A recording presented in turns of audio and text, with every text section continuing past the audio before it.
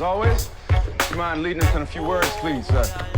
In the immortal words of Jay-Z. Whatever deity may guide my life, dear Lord, don't let me die tonight. But if I shall before I wake, I'd accept my fate. Hell yeah! Hell yeah! Hell yeah.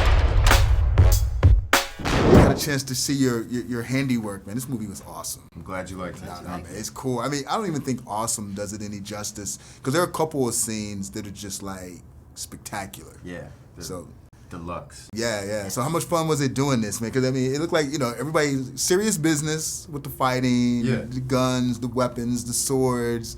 But man, it looked like you were having a good time, like just taking people down. It was like going to summer camp, except getting to hurt people while doing Painful it. summer camp. Yeah. No, it was great, man. We trained like crazy in a lot of ways, and you know, there's a lot of technical stuff going on, and a lot of people getting hurt and stuff. But even through all the pain, like you step out and you're like, this is what I dreamed about when I was a kid. The fact that I can actually. This is my job. Yeah. No. It makes sense that you would dream about this, but I don't think you dreamed about this kind of stuff as a kid, or did you? I did.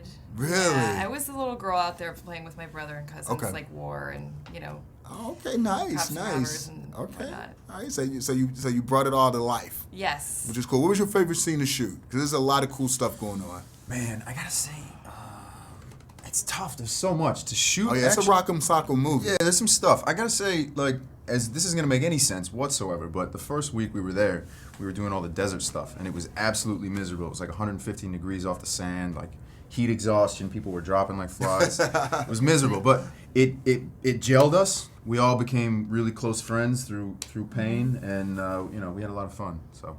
I would have to say the same thing, because it was the hardest week of my life, and that first day was probably the hardest day of my life. Wow. Yeah, Dwayne and I would talk about it. We're like, this is the hardest freaking day of my life. So it's just a hard day in general. It was 115 degrees outside, and we're in fatigues and carrying, you know, equipment, and there's no shade, and we were out there for 16 hours, so that's why people were just dropping, you know. And at the same time, it did bond us immediately, so quickly. So, so it kind of brought you together, so that chemistry automatically just sort of like. Yeah, we bitched together. We were bitching and complaining together. Exactly. Like then we became family. There you go. No, cool. Yeah. You know, life on a movie set is much better when you're working with fam. Exactly. Yes, it's much. And when you're in New Orleans and you have all that food to eat and all that. Oh yeah, New Orleans. Yeah, we won't even go there. New Orleans. I could talk New Orleans like for hours. Yeah. Now, were you guys fans of the first one? G.I. Joe, the first movie. Yeah, the first G.I. Joe movie. Yeah, I loved it, man. Rise of the Cobra. It's got you know, that one felt a little bit different. It was a little more sci-fi, a little more CGI, a little more fantasy.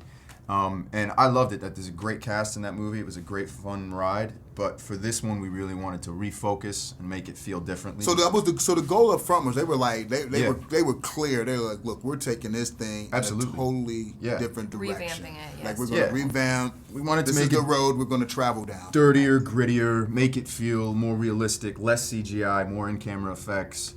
And, you know, just give it the tone that if you're a G.I. Joe fan, I feel like this is the movie that has the tone you want it to have. There's two ordinary women who find themselves in a circumstance that require them to be extraordinary, and that they do it.